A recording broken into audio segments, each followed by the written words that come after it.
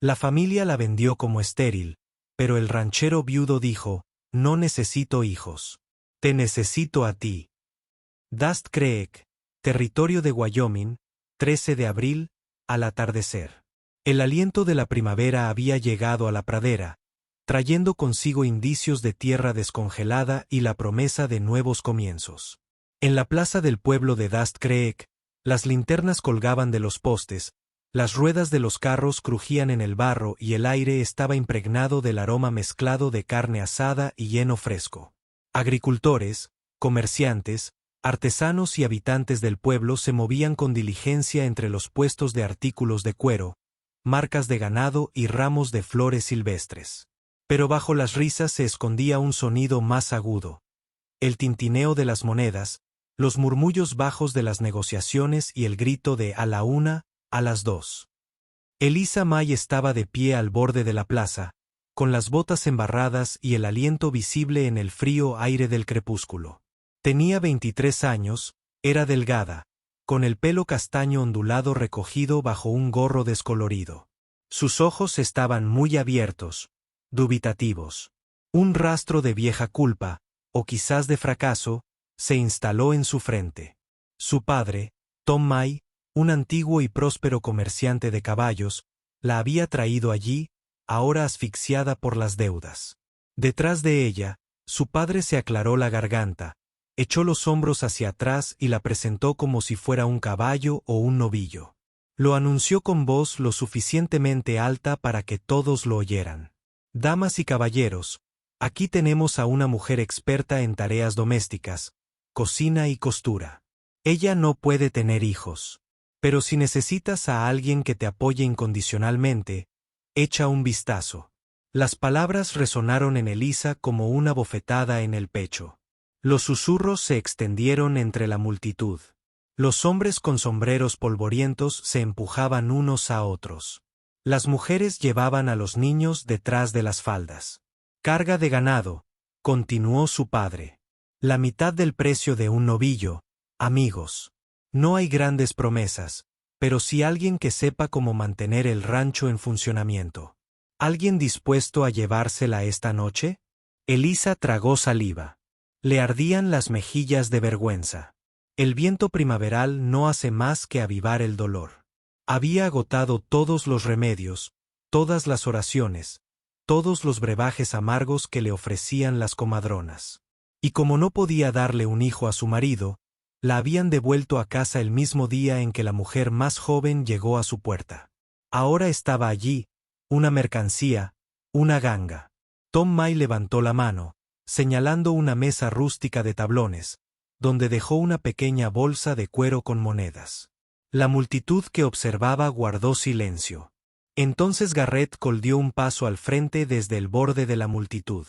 Era de hombros anchos, mandíbula fuerte, tenía 35 años y líneas de dolor grabadas en su rostro bronceado por el sol. En el condado era conocido como viudo, sin esposa ni hijo único, fallecido hacía varios años a causa de una fiebre, y como alguien que se mantenía al margen de los chismes sobre ídolos. Metió la mano en su abrigo y sacó una bolsa de lona gastada llena de monedas, y la puso sobre la mesa. La multitud se agitó. Garrett se aclaró la garganta y, inclinándose un poco más hacia Elisa, dijo en voz baja: No necesito hijos. Necesito a alguien que sepa quedarse. Las monedas tintinearon sobre el tablero. Un silencio sepulcral se extendió. Los ojos de Tom May se movían rápidamente entre Garrett y la bolsa. Luego asintió secamente. El corazón de Elisa latía con fuerza. No se sabe con certeza si este acto significaba libertad u otro tipo de cautiverio. Ella miró a Garrett. Sus ojos eran firmes, amables pero cautelosos. No le ofreció ningún anillo, ni ninguna promesa ostentosa, ni ningún gesto llamativo, solo un silencioso asentimiento. La multitud exhaló, algunos se movieron incómodos, otros se apartaron. Elisa permaneció inmóvil, con las botas clavadas en el barro y el gorro temblando ligeramente sobre su cabeza. Garrett se dio la vuelta sin mirar atrás. Le dijo en voz baja a Elisa: Si estás dispuesta a quedarte, y caminó hacia su caballo. Elisa se quedó mirando su espalda, con las palabras resonando en su mente. Permanecer. Y se preguntó, ¿quedarse y ser valorada, o quedarse y ser poseída? Ella echó un vistazo a su padre, a su rostro pálido, a su arrepentimiento. La multitud se dispersó, las linternas se mecieron con el viento. La música primaveral se desvaneció entre el estruendo de los carros que se marchaban. Elisa dio un paso, luego otro. La silla de montar de Garrett crujió. Los caballos chapoteaban en el barro. Ella subió al carro junto a él, con el corazón apesadumbrado y la mente en silencio. Mientras las luces del pueblo se desvanecían tras ellos, Elisa miró el perfil de Garrett.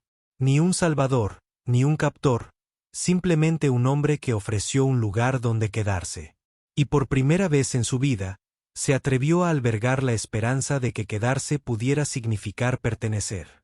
Rancho Cole, en las afueras de Dusk Creek, a principios de mayo. El viento que azotaba Cole Ranch no traía risas. Se extendía seca y constante por los campos abiertos, susurrando entre la hierba, que aún despertaba del invierno. La casa en sí se mantenía alta, pero desgastada. Madera desgastada, ventanas oscuras y un silencio que resonaba más fuerte que cualquier dolor expresado en voz alta. Elisa permaneció sentada rígida en el vagón junto a Garrett mientras cruzaban la puerta. Ella no había hablado desde Dusk Creek, y él no se lo había pedido. Los caballos se acercaban suavemente, sus cascos golpeando contra el suelo seco. Cuando llegaron a la casa, Garrett fue el primero en desmontar y le ofreció la mano. Ella dudó, luego lo tomó. Su agarre era firme, no exigente. Al bajar del porche, su mirada recorrió el porche. Una mecedora se balanceaba suavemente con la brisa. Desde detrás de la puerta, ésta se abrió con un crujido. Allí estaba de pie una mujer mayor, de pelo gris, con un chal bien ajustado sobre los hombros y una mirada de sospecha. No dijo nada, solo miró a Elisa de arriba abajo. Garrett habló primero. Madre, esta es Elisa. Ella vivirá aquí. La anciana entrecerró los ojos. ¿Viviendo? ¿Para qué? Garrett no se inmutó. Para ayudar, eso es todo. Ella olisqueó y se dio la vuelta sin decir una palabra más. Por dentro, la casa estaba limpia, pero carecía de alegría. Ni retratos en las paredes, ni juguetes infantiles, solo orden y ausencia. Garrett acompañó a Elisa a una habitación al final del pasillo. Esto se usaba para los invitados, dijo. Las sábanas están limpias. Encontrarás lo que necesitas. Se detuvo un instante en el umbral. Luego, como si recordara algo, salió y regresó con un abrigo de lana doblado, suavemente cosido con hilo floral descolorido. Mi esposa lo usaba en invierno, dijo, colocándolo suavemente sobre la cama. Pensé que podrías necesitarlo. Elisa pasó los dedos por las costuras. Asintió. Gracias.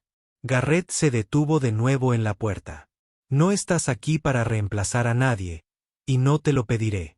Esa noche, Elisa se sentó en silencio al borde de la cama. No lloró. No deshizo la maleta. Solo escuchó el viento contra las ventanas, el crujido de las tablas del suelo, su propio pulso. Nadie fue a ver cómo estaba, pero sí notó, metido bajo el borde de la cama, un ladrillo caliente envuelto en tela, aún tibio. Alguien había pensado en eso. Los días transcurrieron sin ceremonias. Elisa trabajaba con la cabeza gacha. Barría, remendaba ropa, ayudaba con las gallinas. No reía.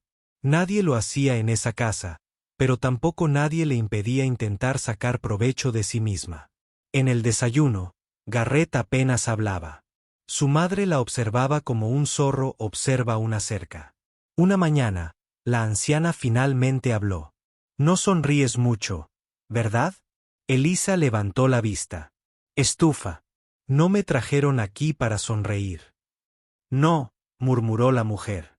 Te trajeron aquí porque nadie más te quería. No después de que fracasaste como esposa. Las manos de Elisa se detuvieron sobre la sartén, pero no respondió. ¿Qué podía decir que no le hubieran dicho ya a la cara? Terminó de cocinar, dejó la comida y salió de la habitación. Esa tarde, al atardecer, Elisa salió al jardín trasero. Un pequeño columpio aún colgaba del árbol, con la cuerda desgastada por el tiempo y un viejo tablón como asiento. Se sentó allí, aferrándose a la madera, con la mirada perdida. Garrett se acercó a ella unos minutos después, con un pequeño cubo de pienso. «Las gallinas te necesitan mañana», dijo.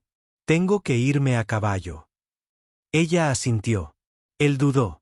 «Madre, tiene buenas intenciones, pero está obsesionada con el linaje. Cree que solo soy un reemplazo», murmuró Elisa. Garrett no lo negó, pero dijo en voz baja, «No lo creo». Luego se marchó. Esa noche, Elisa se sentó junto a la ventana de su habitación, con el abrigo de lana sobre los hombros, sintiendo el calor del ladrillo en los pies. Afuera, el rancho estaba a oscuras, salvo por la luz de la linterna del granero que se mecía suavemente con la brisa. La casa permanecía en silencio, pero el silencio, Elisa comenzaba a comprender, no siempre era vacío. A veces, simplemente esperaba a que algo se dijera o se compartiera cuando el corazón estuviera listo, y ella casi lo estaba. A mediados de verano, los campos se secaron hasta adquirir un tono dorado, y el aire se impregnó del aroma a heno. Los días se alargaban lentamente. Fue entonces cuando Elisa comenzó a reunir a los niños. No eran suyos. La mayoría no tenía a nadie, o peor aún, a personas que habían dejado de preocuparse por ellos. Les enseñaba en el desván detrás del granero, donde el polvo atrapaba la luz del sol y viejas sillas de montar adornaban las paredes. No había pupitres, solo cajas y cojines de arpillera. Pero los niños llegaban cada mañana puntualmente. Garrett nunca dijo nada al respecto. Pero un día, Elisa notó que las huellas del carro se ensanchaban, llegando al límite de la granja Miller, donde vivían solos dos hermanos descalzos. Llegaron al día siguiente, con las mejillas manchadas y los ojos muy abiertos. Nadie preguntó quién los había enviado. Ella les enseñó a escribir. Los dejó trazar palabras en la ceniza. Les leyó en voz alta historias de caballos salvajes y tierras lejanas. Su voz, antes tan insegura, se hizo más fuerte con cada lección.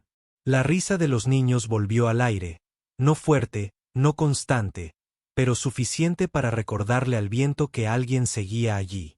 Una tarde, mientras horneaba para los niños, Elisa olvidó vigilar la chimenea. El humo salió a borbotones del horno, y cuando abrió la puerta, las llamas lamieron el borde de la bandeja. Corrió a apagarlo, con el corazón palpitando. Las galletas estaban negras, intactas. Esa noche, dejó la bandeja quemada afuera. Garrett pasó por allí de camino a casa desde los establos. Se detuvo, miró la masa carbonizada y entonces la miró fijamente. Se preparó para el reproche. En cambio, él dijo suavemente, «Mejor cualquier galleta que se quede quieta que una persona que se quemó intentándolo». Siguió caminando, pero Elisa se quedó allí, con el humo enroscándose a su alrededor, extrañamente reconfortada. Esa noche, su madre la encontró fregando el viejo fregadero de piedra de la cocina, con las mangas mojadas y el pelo suelto por el calor. La anciana se apoyó en su bastón, con voz aguda. Esta casa solía tener la voz de un niño en cada habitación. Ahora está llena de silencio y extraños. Elisa no respondió. Terminó de fregar, se secó las manos y salió. Subió la pendiente detrás de la casa, donde la tierra estaba seca y el viento era fresco. Se quedó allí hasta que salió la luna, con el corazón dolido. No por las palabras, sino por la verdad que casi contenían. Tal vez no pertenecía allí. Tal vez nunca pertenecería. Pero entonces oyó los pasos de Garrett, firmes sobre la tierra. No la llamó por su nombre, simplemente se quedó a su lado, con el cielo inmenso arriba. Después de un momento, metió la mano en su abrigo y le entregó algo pequeño. Un peine antiguo, con mango de marfil y bordes desgastados. Mi esposa lo usaba, dijo.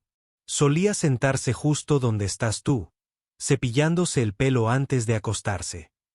Elisa lo tomó, aferrándose suavemente a los dientes lisos. Nunca te he pedido que seas ella, añadió Garrett. Aquí nadie te lo pide. Solo sé Elisa. Ella asintió una vez, con el peine presionado contra su pecho. El viento se levantó, ondeando el borde de su chal. Por primera vez en semanas, no sintió ganas de correr. A principios de noviembre, el viento cambió. Bajaba de la cordillera norte, cortante y gélido, trayendo consigo algo más que el frío de las heladas inminentes. Traía susurros, que se colaban entre los marcos de las puertas, cabalgaban sobre las cercas, se deslizaban bajo las barandillas de los porches como humo. Garrett Cole, murmuraban en la tienda, detrás de sacos de harina y cajas de manzanas. Fue la esposa de otro, ¿no? La devolvieron como a un caballo mimado. No está bien. Demasiado callada.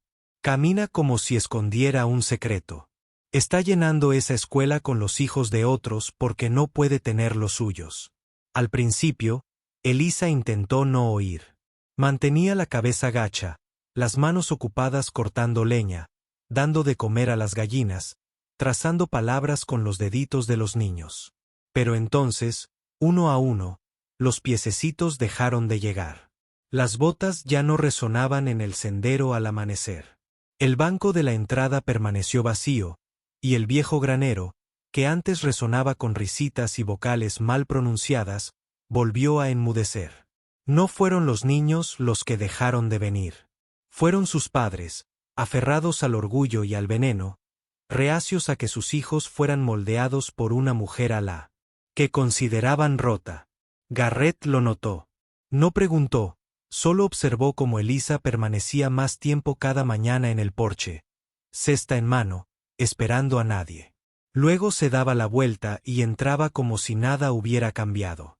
Pero sí había cambiado. Una fría tarde, de regreso del pueblo con un saco de sal. Con un trozo de tela, Elisa tomó el sendero estrecho cerca del molino. El atajo era más rápido, pero más solitario, y ese día no estaba vacío. Él la esperaba cerca del puente, botella en mano, aliento a whisky. Un hombre del pueblo, de barba descuidada, con el abrigo manchado. Vaya, si no es la que echaron, se burló. Garrett te recoge como a una perra callejera. ¿Le calientas la cama o solo los establos? Elisa se quedó paralizada. El corazón le latía con fuerza, pero se mantuvo firme. No digas ni una palabra, advirtió, dando un paso adelante. Solo quería ver a la que no es lo suficientemente mujer como para retener a un hombre 2 veces. Antes de que pudiera acercarse, se oyeron cascos resonando en el sendero. Garrett, silencioso como una sombra, se bajó de su caballo. No dijo nada, ni siquiera miró al borracho.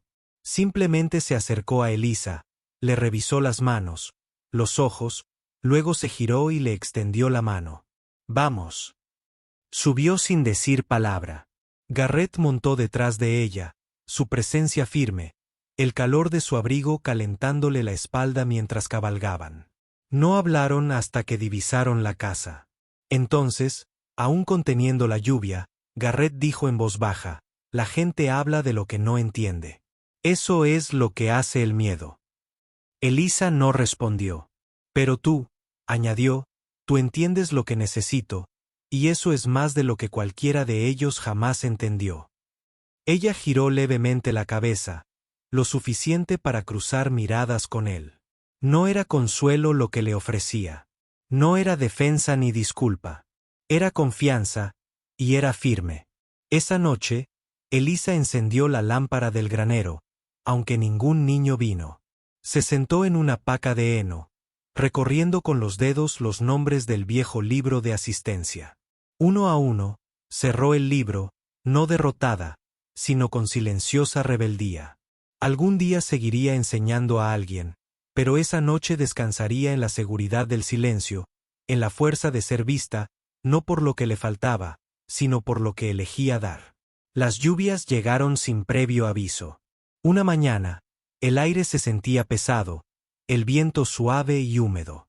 Al mediodía, las nubes se arremolinaron como gigantes cansados, proyectando sombras sobre los campos. La tierra la absorbió con avidez, pero la lluvia no cesó. Permaneció allí, hasta que cada rincón del terreno goteó y se ablandó. Elisa comenzó a pasar sus días en el viejo cobertizo detrás del granero. Antaño usado para herramientas y barriles olvidados, hacía tiempo que había quedado en silencio. Barrió el suelo, remendó los agujeros del techo con lona y clavos, y calculó las paredes a ojo. Podría ser un lugar para los niños, pensó. Un rincón cálido donde aprender cuando el tiempo se volviera cruel. Mientras apartaba una pila de cajas deformadas, lo encontró. Un cofre de madera oscurecido por el paso del tiempo. Su pestillo de latón estaba oxidado. La llave se había perdido hacía mucho, pero las bisagras se dieron con un tirón firme.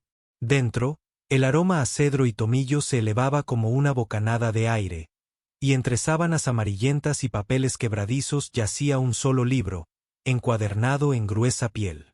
El nombre Cole, grabado en la portada con una mano que ya no existía.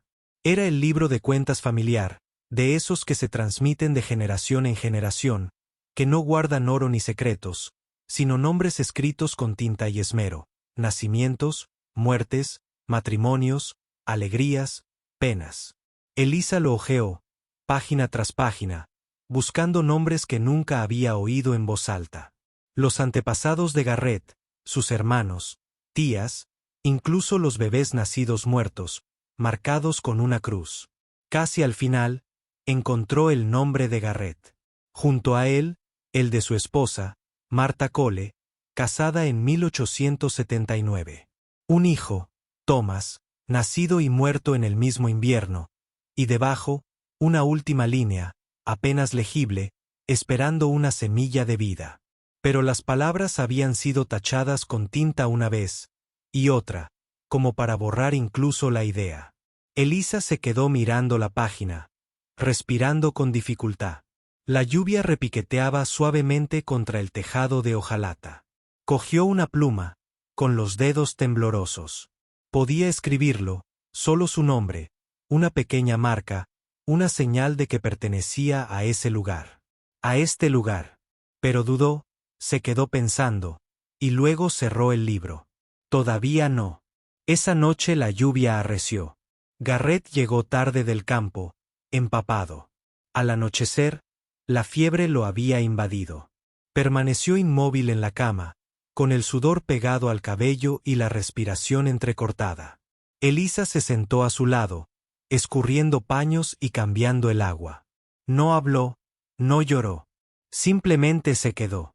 Antes del amanecer, colocó el libro familiar en la mesita junto a su cama, lo abrió por la última página, la que estaba en blanco, y dejó la pluma al lado. No escribió su nombre. Esperó. Cuando Garrett despertó a la mañana siguiente, débil y parpadeando ante la tenue luz, lo primero que vio fue el libro. Lo tomó lentamente, con la mano áspera sobre el suave cuero. Leyó. Luego, con una leve sonrisa, tomó la pluma y escribió una sola línea. Elisa, no nacida de sangre, pero elegida al fin y al cabo. Esa noche la tormenta amainó. El cielo se tiñó de rosa con las nubes que se retiraban. Elisa se acercó a la mesa, secándose las manos se detuvo al ver el delantal. Garrett ya estaba sentado. Frente a su plato había una fuente de cerámica, antigua y delicada, una de las pocas reliquias de la familia de su madre. No se había usado en años. Sirvió té en ella sin decir palabra y le indicó que se sentara. Ella lo hizo. No hablaron del libro de cuentas, ni de la fiebre, ni de las palabras que él había escrito. Pero la fuente entre ellos lo decía todo. Ella no era un mero adorno, ni una víctima de lástima, ni una mujer a la que se protegía de la lluvia. Era la elegida, y en aquella casa tranquila eso significaba más que cualquier promesa. La mañana comenzó como cualquier otra, la luz filtrándose lentamente entre las colinas, el rocío aferrándose a la barandilla del porche. La única diferencia era el sonido de los cascos. Un jinete se acercó, envuelto en hule, con una bolsa marcada con el sello del pueblo. El correo llegaba 2 veces al mes, a veces solo con avisos. Pero este era diferente. Garrett abrió el sobre junto al granero, leyendo en silencio. Desde la casa, Elisa observaba mientras sus ojos recorrieron la página, se detuvieron un instante, su mandíbula se tensó. Dobló el papel con cuidado, lo guardó en el bolsillo de su abrigo y volvió al trabajo sin decir palabra. Más tarde, mientras doblaba la ropa en la sala, Elisa encontró el papel sobre la mesa. La curiosidad la invadió. Lo leyó. Sintió un vuelco en el corazón.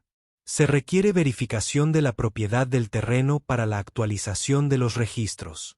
Confirme los nombres legales de los propietarios únicos o conjuntos. Si está casado, indique el nombre del cónyuge. La frase reposaba en la página como una piedra. Garrett nunca le había pedido matrimonio. Nunca había hablado de votos, ni de papeles, ni de anillos. Y Elisa nunca lo había cuestionado, ni en voz alta. Sus días habían encontrado un ritmo, una tranquila comodidad, pero la página la hizo preguntarse qué lugar ocupaba ante el mundo. Esa noche, Garrett se sentó frente a ella en la mesa.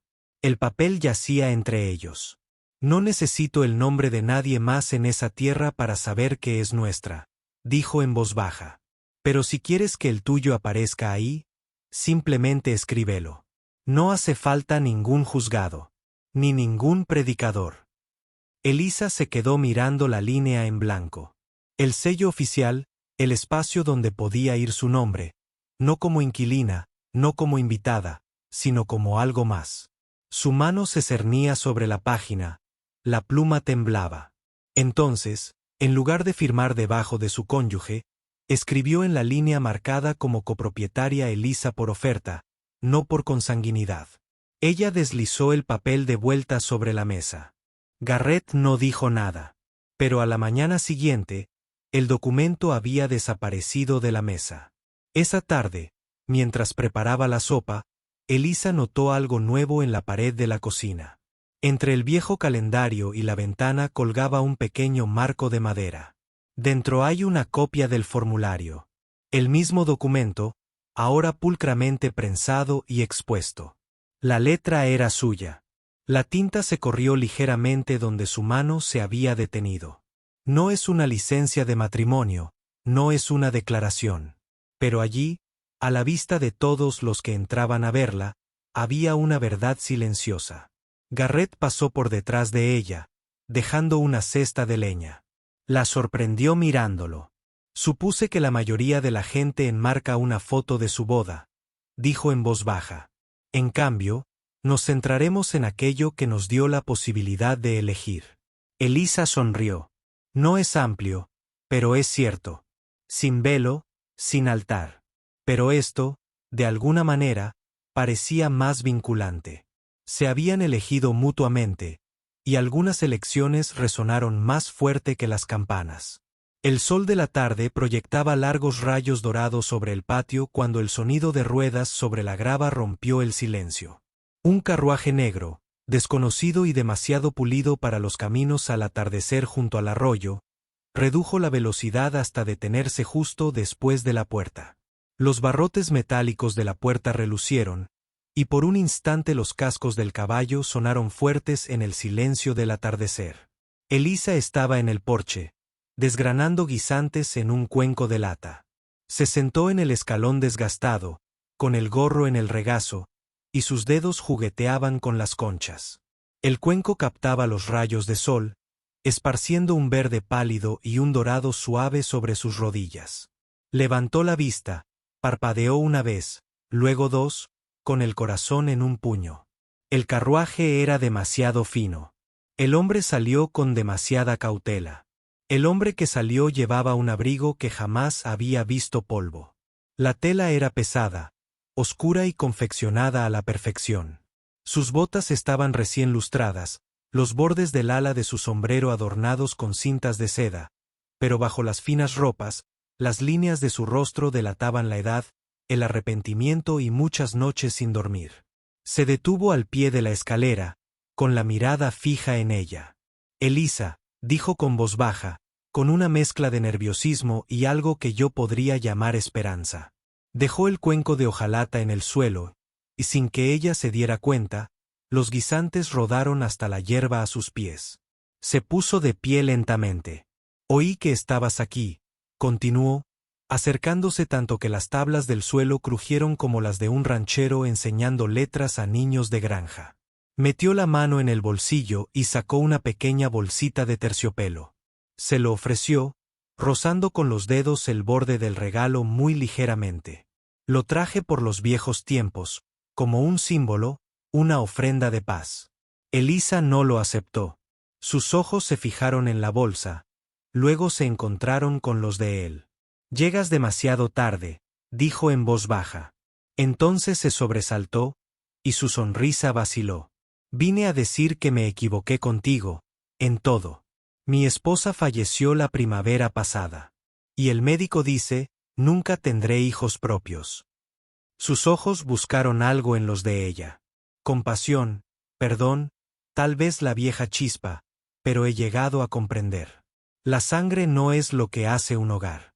Hizo una pausa como si estuviera eligiendo cuidadosamente sus próximas palabras. Elisa, vuelve. Cásate conmigo. Podemos empezar de nuevo. Todo te espera. Al otro lado de la puerta estaba Garrett. La observaba, inmóvil, con la mano apoyada en el marco de la mosquitera. No hizo ademán de intervenir, pero su mirada era tranquila y firme. Elisa miró al desconocido de frente. Sintió como la brisa cambiaba, como el porche oscilaba entre el recuerdo del verano y el frío del otoño. «Sabes», dijo, con voz firme a pesar del temblor en su pecho. Solía esperar a que alguien dijera esas mismas palabras. El hombre se inclinó hacia ella, con la esperanza brillando en sus ojos. «Entonces di que sí», dijo en voz baja. Pero el hombre que las dijo, continuó ella tras una lenta respiración, llegó demasiado tarde. Su rostro se ensombreció, y la bolsita de terciopelo se le escapó de los dedos, dejándola caer sobre la madera. Sus palabras quedaron suspendidas entre ellos como polvo en la luz. Tras ella, la mosquitera crujió. Garrett salió, con polvo aún adherido a las mangas, sus botas resonando pesadamente sobre la madera. No alzó la voz. Su sola presencia bastaba. Pasó junto a Elisa y ella ni se giró a mirar.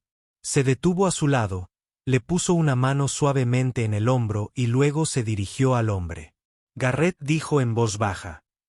«Ella nunca fue algo que se pudiera devolver, así que no puedes pedir que te la lleven de vuelta». El silencio que siguió fue denso, no vacío.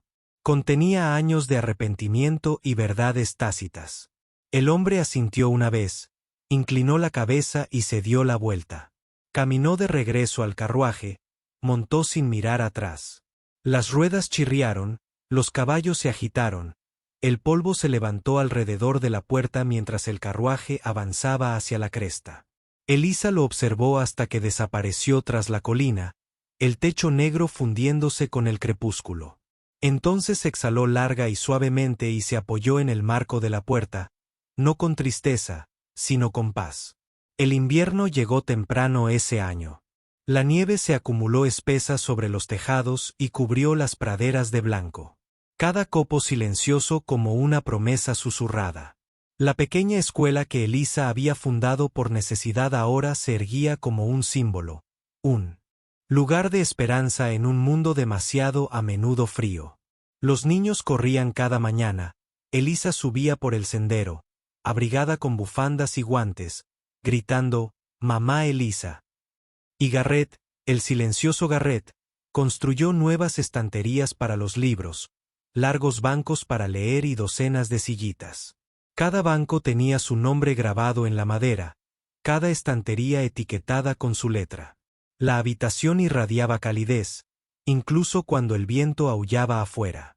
Últimamente, Elisa dejaba escapar una risa más suave, pero el cansancio ya empezaba. Le temblaban un poco las manos al escribir con tiza sobre la pizarra y se le humedecían los ojos cuando un niño le hacía preguntas que no podía responder. Alguien le preguntó casualmente: «¿Se la ve cansada, señorita?». Ella solo respondió con una leve sonrisa: «Quizás mi corazón alberga ahora todo su calor». Un día de mercado primaveral, bajo un cielo pálido salpicado de nubes dispersas por el viento, Elisa se desplomó en la calle. Los niños la vieron, sobresaltados, y Garrett, que estaba cargando cajas en las afueras del pueblo, vio pasar el carro, que aminoró la marcha y luego corrió hacia ellos. La cargó de vuelta en brazos, con miedo en los ojos. Las lágrimas resbalaron por su mandíbula. Tuvieron que llamar al médico desde el otro lado de los campos y los caminos helados. Dentro de la granja, entre el tic-tac del viejo reloj y el gemido del viento invernal, llegó el veredicto. Está embarazada de unas 11 semanas. Garrett permaneció impasible, con el rostro inexpresivo. Elisa miró al suelo y las lágrimas se apagaron, casi en silencio. «Me dijeron que nunca podría», susurró. El médico asintió. «Entonces ahora sí puedes». Las semanas que siguieron fueron precarias pero llenas de luz. Garrett plantó perales junto al porche, 3 retoños jóvenes, a los que llamó Huerto de la Esperanza. Elisa leía libros sobre la maternidad, sobre el parto y canciones de cuna, aunque su voz aún era suave e insegura. En la pared del aula, los niños pegaban dibujos, manitas sosteniendo grandes corazones, bebés envueltos en mantas, flores floreciendo bajo la nieve. No era grandioso ni perfecto. Era sagrado. Y entonces llegó la noche. El viento arreció. La lluvia azotó las ventanas. El horizonte se resquebrajó con truenos. Elisa se aferró a la mano de Garrett. El médico se había.